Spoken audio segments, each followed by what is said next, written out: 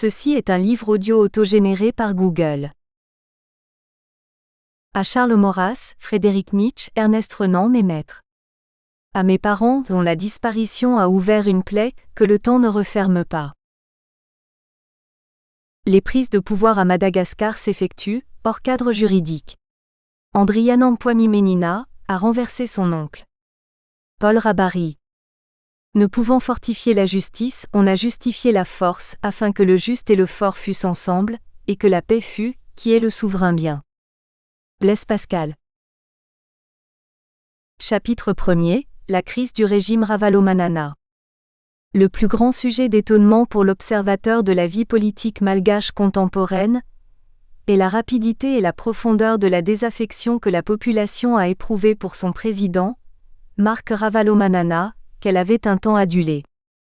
Avant de voir le rythme et les causes de ce désamour, il n'est pas inutile de survoler rapidement l'histoire récente de la Grande Île.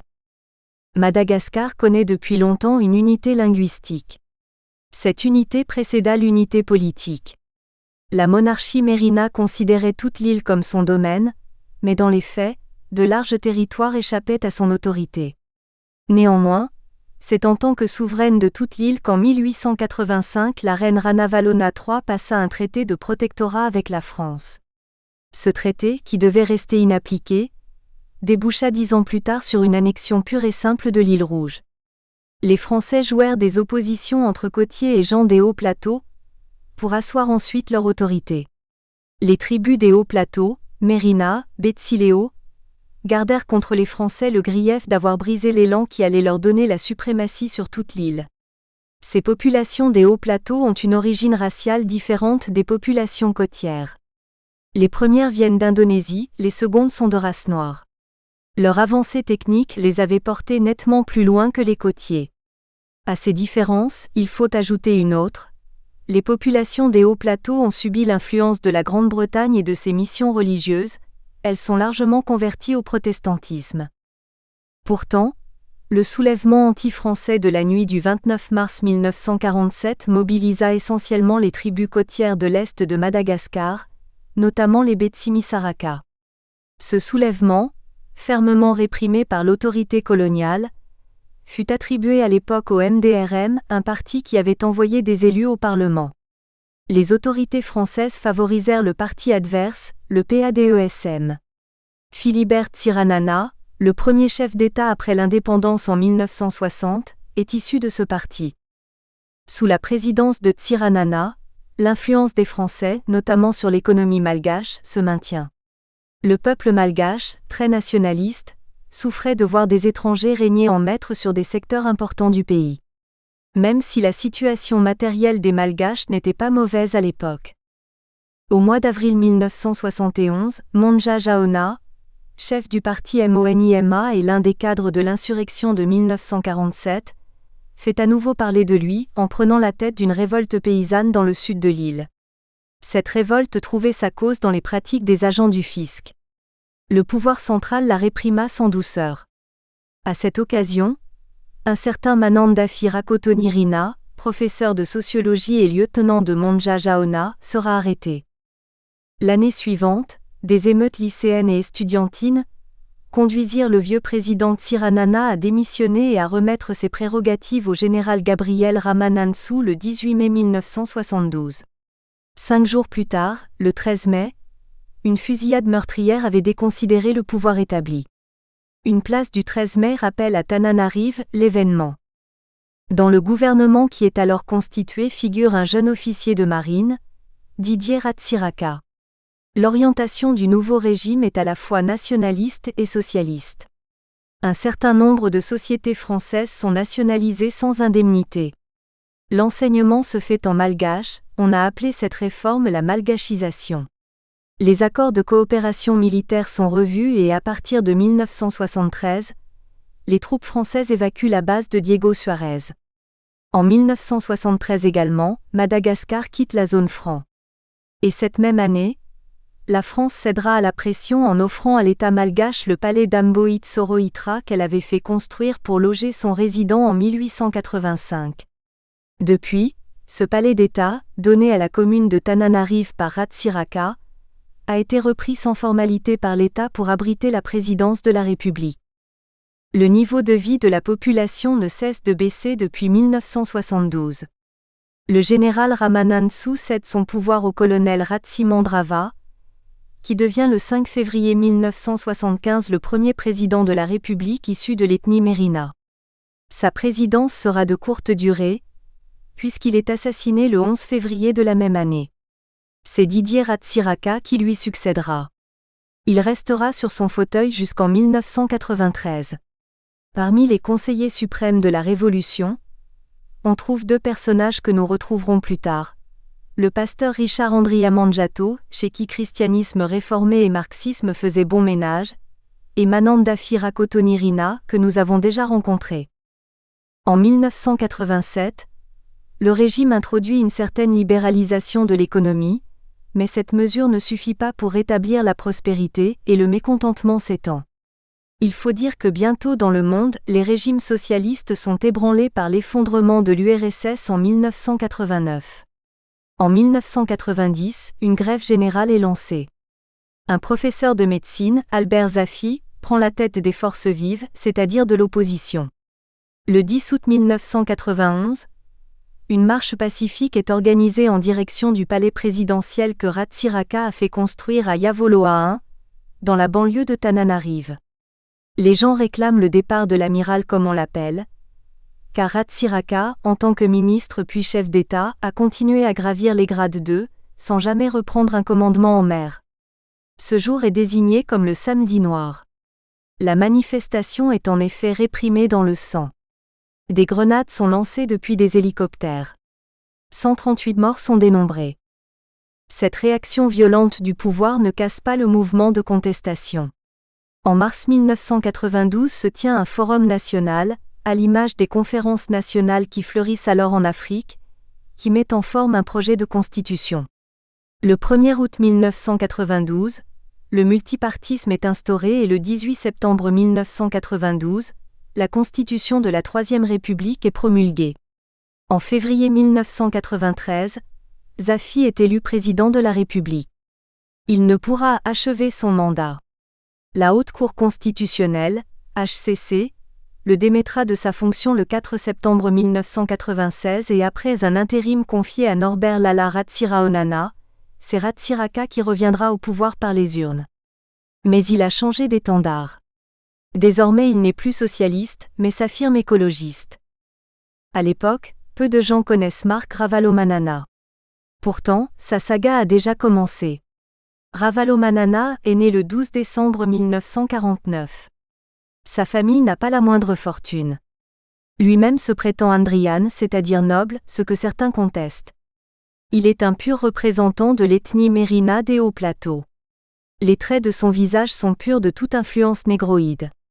Sa famille est de confession protestante et appartient à la dénomination réformée la plus nombreuse de l'île, la FJKM. Il est, au moins en apparence, un chrétien fervent et deviendra même diacre de son église. Son parcours scolaire est modeste, et il n'achèvera pas son cycle secondaire. Après sa scolarité, il s'établira comme artisan laitier et fera vivre sa famille de la fabrication de fromage et de yaourts. C'est en 1982 que son destin subit un coup de pouce inespéré. Un prêt de la Banque mondiale lui permet alors de passer au stade industriel. Après le secteur laitier, il s'intéressera à l'huile alimentaire.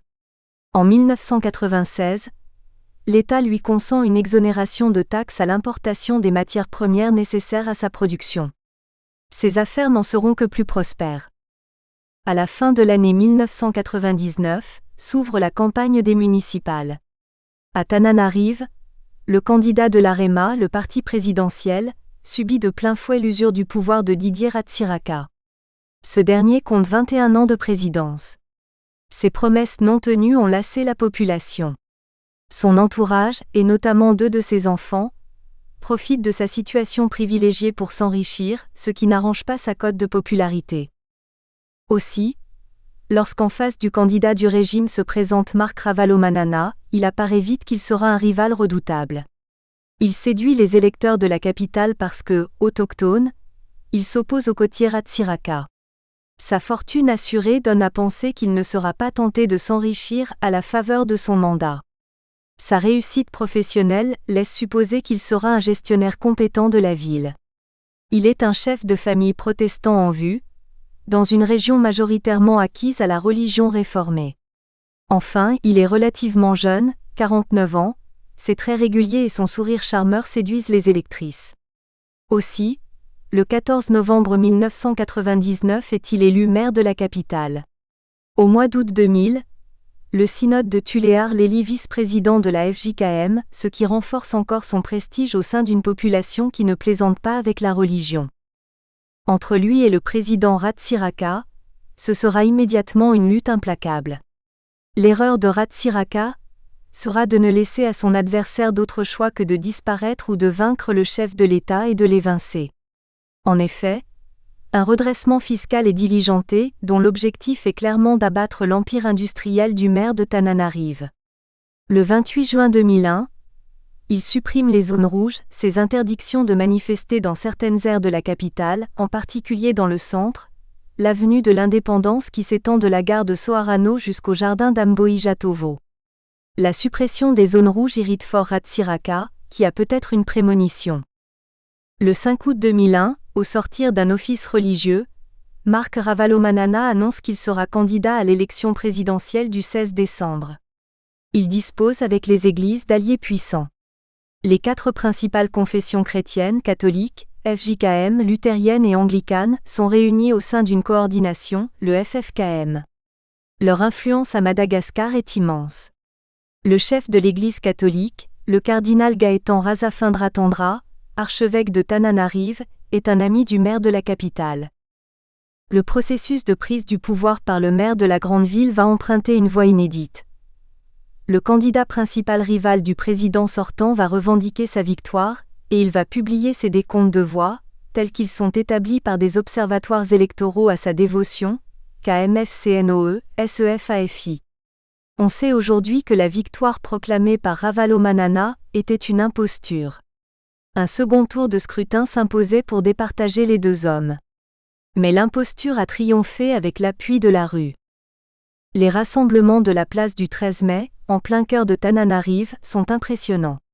L'appel à la grève générale est un succès. Les forces de l'ordre, après une première initiative musclée, se réfugient derrière une discrète neutralité.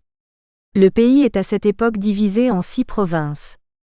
Celle de Tananarive, gagnée à la cause de Marc Ravalomanana, se rallie assez rapidement à ce dernier. À l'instigation de Norbert Ratsiraonana, président du parti AVI, Marc est investi président de la République le 22 février 2002 par un groupe de magistrats. Les 5 autres provinces fidèles à Ratsiraka font sécession. Un blocus routier est établi pour priver Tananarive, qui se situe au centre du pays, des ressources en vivres et en carburant.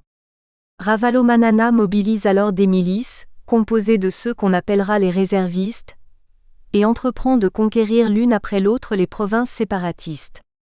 Ce qui ne l'empêche pas de répondre aux offres de médiation de la communauté internationale. Ainsi le 18 avril 2002 l'accord de Dakar, signé sous les auspices de l'Union africaine et de l'ONU par les 2 adversaires, prévoit-il un partage entre leurs mouvances des postes ministériels. La première province qui tombe est celle de Fianarantsoa, gouvernée par un certain Emilson. Le 21 avril 2002, le président de la délégation spéciale PDS, Petty Rakotoniaina, est installé au gouvernorat à la place d'Emilson, gouverneur élu qui appartenait à la majorité présidentielle. Le chef militaire qui conduisait l'assaut est le général Randriana Fidisoa, dit Fidi. La dernière province à être investie est celle de Tamatave, la province natale de Ratsiraka, gouvernée par Samuel Lahadi. Elle est gagnée le 8 juillet. Les puissances étrangères observent les événements avec prudence. On retrouvera cette même attitude lorsqu'à son tour Ravalomanana devra céder son fauteuil à Rajoelina. Pour la communauté internationale, qui subit la religion des États-Unis envers la Constitution, un pouvoir n'est légitime que s'il est issu du fonctionnement normal de la Constitution. Nul ne s'inquiète de savoir si les organes de contrôle, HCC, etc., sont inféodés au chef de l'État, ni du sentiment qu'a pu éprouver ou ne pas éprouver le corps électoral de s'engager dans la durée en approuvant le projet de constitution ou en portant au pouvoir les élus. Les scrupules très légalistes de la communauté internationale la mettent en porte-à-faux avec l'état d'esprit de la population concernée. Or, c'est l'état des esprits qui fonde ce qu'on peut appeler la légitimité d'une autorité. Autrement dit, à chaque coup de froid entre le peuple et ses institutions, s'oppose la légitimité défendue par la communauté internationale et la légitimité populaire. Les États-Unis salueront la victoire électorale de Marc à l'occasion de la fête nationale malgache du 26 juin 2002. Peut-être faut-il voir dans la brièveté de la période de suspicion du nouveau président malgache un effet de son américanophilie et des liens qu'il entretient avec les églises protestantes, puissantes outre-Atlantique. L'ambassadeur de France boudera la cérémonie et la photographie de la chaise vide du représentant de l'ancienne puissance coloniale, reproduite par la presse, créera un malaise. L'Union africaine, quant à elle, laissera vacant le siège de Madagascar au sommet de Dakar le 4 juillet 2002. Mais dans son pays, le jeune président traverse alors une période d'état de grâce. Cela durera 6 mois. Au mois de janvier 2003, cet homme autoritaire manifestera son refus de partager le pouvoir avec ceux auxquels il le doit. Il remplacera les PDS des provinces de Fianarantsoa-Peti, Majunga, Pierre Tsiranana, fils du premier président malgache, et Tuléar. Le reproche d'ingratitude lui sera adressé, et la réaction d'un Peti sera vive. Le 23 novembre de la même année, se tiennent les élections municipales et Peti est élu maire de Fianarantsoa. En mars 2003, les étudiants descendent dans la rue pour protester contre l'augmentation du tarif des transports urbains, qui sont assurés par des minibus privés qu'on appelle les taxibs. Pas de quoi ébranler la popularité de Marc, mais certains commencent à comparer la misère persistante du peuple avec l'opulence croissante du chef de l'État. Ce dernier n'avait-il pas craint de promettre pendant sa campagne à chaque foyer malgache un véhicule automobile ? N'avait-il pas promis de doter chaque zébu d'une puce électronique pour pouvoir le localiser et ainsi éradiquer le pillage des Daalo, les redoutables voleurs de bovidés ? Or, du côté de la sécurité également, les déceptions se font rapidement jour. En revanche, Marc s'est profité de sa fonction présidentielle pour diversifier ses activités. Cet homme d'affaires boulimique est présent dans la riziculture, la farine, la presse, l'imprimerie, les travaux publics. Sa fortune politique a manifestement dopé sa fortune tout court. En 2004, c'en est fini de l'engouement des Malgaches pour leur président. À mois de juin de cette année, des attentats sont commis qui alarment le pouvoir et le durcissent. Au même moment, les étudiants manifestent à nouveau, toujours pour dénoncer l'augmentation du coût des transports urbains. Enfin, les réservistes, qui n'ont obtenu aucune récompense, prime, intégration dans les forces de l'ordre et même remboursement des soins reçus à la suite de leurs blessures pour leur conduite courageuse, témoignent de leur mécontentement dans la rue, et même devant le palais présidentiel d'Amboit Soroitra. Le pouvoir réagira alors avec vigueur, et le 15 juin, le mouvement des réservistes sera brisé. En novembre, les attentats reprennent, brièvement. En septembre 2004, 2 événements expliquent la désaffection des fidèles de Marc pour leur champion, et illustrent la dureté de Marc envers ceux qui l'ont aidé. Le pasteur Edmond Razafi-Maefa, président de la FJKM, l'église de Marc, déplaît à celui-ci. Il est remplacé, sur décision des instances ecclésiales dévouées à Ravalomanana, par le pasteur Lala Razendrazina. Le général Fidi, qui avait mené en 2002 l'assaut contre le gouvernorat de Fianarantsoa, et qui avait été récompensé par sa nomination à la tête de l'OMNIS, l'Office des mines nationales et des industries stratégiques, se voit retirer brutalement sa présidence. Les défections se poursuivent. Au début de l'année 2006, Monseigneur Odon Razanakolona, le nouvel archevêque de Tananarive, remplace le cardinal Razafindra Tandra qui part à la retraite. Il décline l'offre de se rendre dans la capitale à bord de l'hélicoptère présidentiel. Il s'ensuivra une brouille irréconciliable. Le 9 mai 2006, le président de l'Assemblée nationale, Jean Laïni Rico, un luthérien ingénieur des travaux publics formé à la Havane, est destitué de sa présidence par les députés fidèles à Marc Ravalomanana. Il prenait trop d'importance aux yeux d'un chef d'État qui n'aime pas que des têtes émergent. Il avait également critiqué les mesures d'incarcération prises contre certains députés, tels le député RPSD de Main-Tirano, Jean-Eugène Vonin-Aïtsi, inculpé au début de l'année de trafic d'influence puis de complicité d'évasion de prisonniers détenus à Antanimora. En octobre 2006 doit avoir lieu l'élection présidentielle. Marc Ravalomanana est candidat, et il a à cœur d'éliminer les concurrents qui peuvent lui faire de l'ombre, à commencer par ses anciens amis. Le général Fidi compte parmi eux. Il ne pourra se porter candidat pour une raison de forme, et tentera le 21 novembre un coup de force à la suite duquel il sera traqué et arrêté 15 jours plus tard. Petty ne pourra pas non plus présenter sa candidature. En décembre, il sera décerné contre lui un mandat d'arrêt au motif qu'il aurait détourné 4 ans plus tôt 3 véhicules appartenant à la province. L'homme politique prendra alors la fuite, avant d'être interpellé après 7 mois de clandestinité. Les 2 hommes écoperont de lourdes condamnations. En octobre 2007, Petty se verra infliger une peine de 5 ans d'emprisonnement pour les détournements, avec pour seule preuve le témoignage de ses coprévenus, en dépit de la jurisprudence qui n'admet pas que ce genre de témoignage puisse constituer une preuve. En mai 2008, la tentative de coup d'État est réprimée par 15 ans de travaux forcés pour le général Fidi, et par 10 ans de travaux forcés pour Petty. Le programme électoral du candidat Ravalomanana a de quoi surprendre, puisqu'il est centré autour du MAP, le Madagascar Action Plan. Ce plan quinquennal traduit pour Madagascar les objectifs du millénaire définis à l'ONU. Après sa réélection, Marc Ravalomanana entend renforcer ses prérogatives. Dès le 19 janvier 2007, il renvoie son premier ministre Jacques Sylla, un métis de Tamatave, pour le remplacer par le général Charles Rabemanandjar. Encore un collaborateur, et non des moindres, dont Marc se défait au risque de se créer un nouvel ennemi. Puis, il propose par référendum une révision de la Constitution. La laïcité disparaît des principes de la loi fondamentale. L'anglais devient la 3e langue officielle du pays, à côté du malgache et du français. La durée des sessions parlementaires est réduite. Le président peut démettre les sénateurs qu'il a nommés, ce qui, on en conviendra, piétine l'indépendance du pouvoir législatif. Enfin, en cas des urgences ou de catastrophes, le président peut légiférer par ordonnance. Le 4 avril 2007, le nouveau texte est adopté. L'opposition, à l'occasion de la campagne référendaire, retrouve un semblant d'unité. Elle constitue une plateforme pour le non. Ce qui n'empêche pas, bien au contraire, la dérive autoritaire du pouvoir. Dès le mois d'avril, un mandat de dépôt est délivré contre Roland Ratsiraka. Le neveu de l'ancien président, maire de Tamatave, est inculpé de détournement de fonds au préjudice de la commune de Tamatave.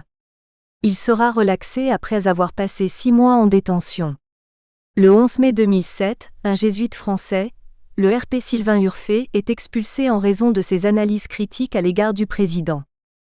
Un décret du 24 juillet 2007 dissout l'Assemblée nationale. Cette décision était attendue, et l'inquiétude de nombre de députés était de savoir s'ils obtiendraient l'investiture du parti présidentiel, le TIM, à l'occasion des prochaines élections. En effet, rares étaient ceux qui pouvaient remplir les critères définis en haut lieu pour être candidats, par exemple la justification d'une formation universitaire. Cette commune épée de Damoclès qui pend au-dessus de leur tête va engager une frange non négligeable des élus du TIM à suivre le sénateur TIM de Nosy-Be, Yolan Joseph dit Momi, dans le CRTIM, c'est-à-dire le groupe de rénovation du parti présidentiel. 3 réunions du CRTIM se tiennent au domicile d'un personnage qui semblait être l'homme lige absolu du chef de l'État, Rajemison Rakutumaro, président du Sénat et ancien cadre de TICO, la société phare de Marc. Or, le CRTIM est vu avec défaveur par un Marc Ravalomanana qui ne supporte pas qu'une impulsion ne vienne pas de lui. Comme le dit le sociologue Paul Rabary, s'il n'y a plus d'opposition, cette dernière se forme au sein même du régime 3. Le CRTIM déplaît d'autant plus que le sénateur Joseph vient de faire campagne pour le non au référendum. La réaction du pouvoir est rapide. Le 27 juillet, un mandat de dépôt est délivré contre Joseph, sénateur de Nosy-Be, et le député de Nosy-Be, Zara Roger, impliqué dans un litige foncier qui oppose des étrangers à la population. L'instrumentalisation des procédures judiciaires pour éliminer les gêneurs est une habitude. Joseph prend la fuite pour la Réunion, tandis que Zara est incarcérée. Ils seront relaxés tous deux en mars 2008. Il y aura une autre conséquence de la crise du CRTIM. Le 8 octobre 2007, le président du team, Solofonatenaina Rasoirimiaya, qui n'a pu tuer le mouvement dans l'œuf, est écarté de la présidence du parti au profit d'Ivan Randriasandra Trignoni, un ancien cadre de TICO. Une troisième réaction à la crise du CRTIM sera, en mai 2008, le départ de Rajemisson de la présidence du Sénat. Après le président de l'Assemblée nationale, mai 2006, le Premier ministre, janvier 2007, c'est au tour du président du Sénat d'être remercié. En 2 ans, Marc Ravalomanana remplace les 3 plus hauts personnages de l'État après lui. Le 23 septembre 2007, les élections législatives consacrent la victoire du team dans 106 des 127 circonscriptions. L'opposition dénonce bien entendu à nouveau des fraudes massives, qui sont d'autant plus faciles que dans ce pays un sac de riz, voire un t-shirt et une casquette de propagande suffisent souvent pour acheter un bulletin de vote. La participation était très faible selon les observateurs. 20% dans la ville de Tananarive en moyenne, et de l'ordre de 5 à 6% dans le quartier défavorisé des 67 hectares. Mais au fur et à mesure du dépouillement, les chiffres évoluent dans un sens qui ne peut qu'être agréable au pouvoir. Le Conseil national électoral établira une participation égale à 46,17% du nombre des électeurs inscrits, ce qui est à l'évidence très exagéré. Parmi les explications de cette forte abstention, il faut mettre au premier rang le sentiment d'« à quoi bon » de la population qui, après avoir tant espéré, voit que son sort ne s'améliore pas, tant s'en faut. Dès lors, elle se sent si éloignée du monde politique qu'il ne lui semble pas digne qu'elle se déplace pour mettre un bulletin dans l'urne. Un exemple du mauvais climat économique que les politiques s'avèrent incapables d'améliorer est la crise de la SIRAMA, la compagnie sucrière qui, en novembre 2007, s'arrêtera de fonctionner. Les salaires n'étaient pas payés depuis trop longtemps. À Brickaville, où l'usine locale était alimentée par des cannes à sucre produites sur place, 2 ans après, toutes les cannes ont été arrachées. À la suite des élections, Jacques Sylla sera élu président de l'Assemblée nationale, mais ce poste prestigieux ne l'empêchera visiblement pas de concevoir une certaine amertume d'avoir dû quitter ses fonctions de chef du gouvernement 9 mois auparavant. Le 12 décembre 2007, ce sont les municipales, que boycotte la plateforme de l'opposition à laquelle adhère l'AREMA, parti de l'ex-président Ratsiraka, le PSDUM de Laïni Rico, le leader Fanilo du respecté Erizo Razafima-Aleo, etc. Nous reviendrons sur cette consultation électorale, qui fut essentielle car elle permit l'émergence de celui qui allait faire chuter Ravalomanana, Andry Nirina Rajoelina. L'absence de tribune officielle pour l'opposition n'incite visiblement pas le pouvoir à la tolérance que peuvent observer les puissants sûrs de leur force. Le 16 janvier 2008, un auditeur anonyme s'exprime sur les ondes de Radio Don Bosco, une antenne catholique. Il appelle à un rassemblement sur la place du 13 mai pour exprimer l'écœurement de la population, et sa proposition est immédiatement approuvée par le chef du parti VVSV, Daniel Ramaromisa. Le 18, une décision ministérielle suspend l'émission qui avait permis à l'auditeur de se faire entendre. L'opposition est à partir de 2006 fédérée par l'ex-président Zafi, qui en réunit les diverses composantes à Yvendry, un quartier de la capitale, dans sa villa Elisabeth. S'y retrouvent les partisans de Zafi lui-même, mais aussi des représentants de l'AREMA et des déçus de Marc Ravalomanana, Henri Le Cacheur, Jean Laïni Rico, Évariste Marson, Pierre Tsiranana, etc. L'ex-président a créé le 20 juin 2002 le Comité de réconciliation nationale, CRN, et déjà à l'époque la plupart des formations de l'opposition, dont l'AREMA, ont été parmi les fondateurs du CRN. L'importance de Zafi dans le débat politique croît à l'occasion de la disparition, en juillet 2008, d'une personnalité d'envergure et qui aurait lui aussi pu jouer le rôle d'un rassembleur, Erizo Razafima-Aleo. Au mois de mars 2008, se tiennent les élections régionales. 147 sièges sont à pourvoir dans les 22 régions de l'île. Le Comité de réconciliation nationale appelle à l'abstention. Le petit parti de Marson Évariste, le RPSD, donne pour consigne de voter blanc. La participation des électeurs est faible, mais la politique de la chaise vide permet au team de remporter une victoire éclatante. Le mois suivant ont lieu les élections sénatoriales, auxquelles ne sont conviés que les maires et les conseillers régionaux. Un siège est à pourvoir par région. L'AREMA, le leader Fanilo prône le boycottage. Le team est souvent le seul à présenter un candidat, aussi les sénateurs élus sont-ils tous issus de ses rangs. Parmi les élus on trouve le président sortant du Sénat, Rajemison Rakutumaro, et Ivan Randriasandra-Trignoni, ministre de la décentralisation et président du team. Une semaine après l'élection, Ravalomanana use de son droit constitutionnel en nommant 11 sénateurs. Il récompense un de ses fidèles conseillers, Mox Ramandimbilaitra, principal animateur du parti TESA, mais il profite surtout de l'occasion pour s'attacher certaines personnalités et ceux qui leur sont liés. Parmi les nouveaux sénateurs l'on rencontre le pasteur Benjamin Rabenoro-Lahi, chef de l'église luthérienne, Rufine Tsiranana, du PSD, fille du président de la République de 1960 et sœur de Pierre Tsiranana, l'ancien PDS de la province de Majunga qui est passé à l'opposition. Il y a également une représentante du parti Avi de Norbert Ratsiraonana, et Tovo Rabetsitonta, du Gra d'Iloafo. Pour ce dernier c'est un retour en grâce.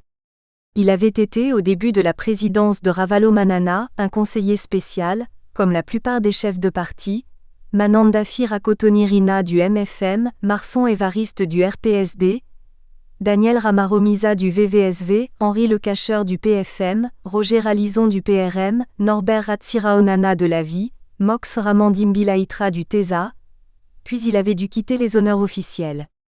Il se montrera depuis sa nomination comme père conscrit, un fidèle entre les fidèles. Le 6 mai, le Sénat élit son président en la personne d'Ivan Randriasandra-Trignoni. Rajemison ne siégera pas longtemps à la Chambre haute. Au mois de juillet, il est nommé ambassadeur à Berne par un Ravalomanana visiblement peu désireux de voir cet ancien grand vassal évoluer dans le même environnement que lui. À ce moment, le pouvoir de Marc Ravalomanana semble fort. Une opposition privée de tribunes officielles, des églises soumises, à l'exception de l'Église catholique, un empire industriel florissant, de bons soutiens étrangers, États-Unis, Allemagne, pays scandinaves. Le pays s'apprête à recevoir en 2009 le sommet de l'Union africaine, cette organisation qui avait longtemps boudé le nouveau régime 7 ans plus tôt. Et depuis 2005, Madagascar est membre de la Communauté de développement de l'Afrique australe, SADC. Rien ne permet de deviner qu'une série d'erreurs vont entraîner la chute du régime. Ravalomanana n'oublie pas ses chères affaires. Le 20 mai 2008, devant les 1516 maires du pays qu'il réunit à Yavoloa pour 2 jours, il déclare qu'une subvention sera versée aux entreprises de transport qui ne relèveront pas leur prix en dépit de l'augmentation du prix du carburant, et à Tico, sa société, qui a bloqué le prix du riz, de la farine et de l'huile alimentaire. On apprend dans la foulée que la Banque centrale vend à Tico des devises à un taux préférentiel pour permettre à la firme d'importer les produits de base que sont le riz, le blé et l'huile. Chez Marc, l'argent fait toujours bon ménage avec la religion. Au mois d'août 2008, le synode FJKM de Majunga reconduit son fidèle pasteur Lala Razendrazina à la tête de l'église, tandis qu'il est lui-même réélu vice-président. Il avait pourtant déclaré qu'il ne serait plus candidat. On connaissait Ravalomanana le pieux, on a appris Ravalomanana le capitaliste vorace, on découvre plus tard dans Ravalomanana un personnage vaniteux et amateur de déguisement. En décembre 2007, il visite Tamata Ventreilly et coiffé d'une casquette de baroudeur. Puis, il fait rédiger des cartons d'invitation aux cérémonies de la fête nationale du 26 juin 2008 au nom du Dr Marc Ravalomanana, au motif que l'université de Tananarive vient de le faire docteur honoris causa. N'a-t-on pas osé lui remontrer le ridicule de l'usage d'un titre purement honorifique ? Toujours est-il qu'en octobre, alors qu'il inaugure le nouveau siège de la Cour suprême, le président s'exprime ainsi devant les magistrats. « J'ai un uniforme comme le vôtre car j'ai reçu un titre de docteur honoris causa cette année. J'aurais dû le revêtir aujourd'hui, mais comme je sors d'un conseil des ministres avant de venir ici, je n'ai pu l'emmener. Mais je le mettrai à une autre occasion. » À l'occasion de cette inauguration, Il promet aux magistrats qui bénéficient déjà des meilleurs salaires, primes et indemnités de la fonction publique 4, l'attribution de résidences et de véhicules de fonction. Il est vrai que les magistrats sont des auxiliaires dont il importe de s'assurer la docilité lors d'affaires sensibles, procès d'opposants, contentieux électoral. En ce milieu d'année 2008, le régime Ravalomanana paraît fort, pourtant il lui reste moins d'1 an à vivre. Pourquoi ? C'est ce que nous allons montrer au cours des chapitres qui suivent. Mais les luttes que nous décrirons ne sont que la scène d'un théâtre. Pour comprendre la réalité de ce qui se passe dans un pays, la connaissance de son économie est essentielle. C'est à cette économie qu'au long du chapitre suivant, nous allons nous intéresser. Chapitre 2, l'économie malgache ou les éternelles promesses de lendemain qui chantent. Madagascar est l'un des pays les plus pauvres de la planète. Selon les chiffres de l'INSTAT, Institut des statistiques et des études économiques, le produit intérieur brut, PIB, par habitant y était de $233 en 2006, de $250 en 2007, de $320 en 2008. L'élévation du niveau de vie semble arrangée pour plaire en haut lieu. Le rapport mondial du PNUD sur le développement humain 2007-2008 donne un taux de croissance du PIB par habitant plus faible que celui qui résulterait des chiffres précédents. 4,6% en 2005, 5% en 2006, 6,2% en 2007, 6,5% en 2008. Ces embellies paraissent elles-mêmes assez loin de la réalité, et le document du Fonds monétaire international Perspectives économiques régionales, Afrique subsaharienne fait état d'une stagnation, voire d'une régression. Le PIB réel par habitant serait de $256 en 2008 contre 258 l'année précédente. En dépit de ce revenu serré, le même document estime à 10% du PIB le niveau de l'épargne nationale. Si l'on compare l'augmentation du PIB, dont on a vu qu'elle est contestée, avec celle des prix à la consommation, on se fait une idée des difficultés de vie des ménages malgaches. Nous mettrons en relief l'évolution du prix du riz, aliment de base du malgache. Il résulte de ce tableau 5 que les prix à la consommation ont augmenté de plus de 50% en 5 ans. Le prix du riz, qui a une forte charge émotionnelle et qui partant est sensible aux politiques, a été volontairement modéré. Autre indicateur de la paupérisation de la population, le taux d'inflation. Il était de 18,4% en 2005, de 10,8% l'année suivante et de 10,3% en 2007. Un élément favorable est en revanche la diminution de la dette publique. Elle représentait entre 1997 et 211% du PIB. En 2007, elle n'est plus que de 24,4% du PIB, après les allègements consentis au titre de l'initiative en faveur des pays pauvres très endettés, IPPTE, et de l'initiative d'allègement de la dette unilatérale, IADU. La dette risque toutefois de se reconstituer, comme on le comprend en comparant les recettes et les dépenses publiques dans le tableau suivant. En pourcentage du PIB. Les déficits. Nous espérons que vous avez apprécié cet aperçu. Pour continuer à écouter ce livre audio sur Google Play Livres, utilisez le lien dans la description de la vidéo.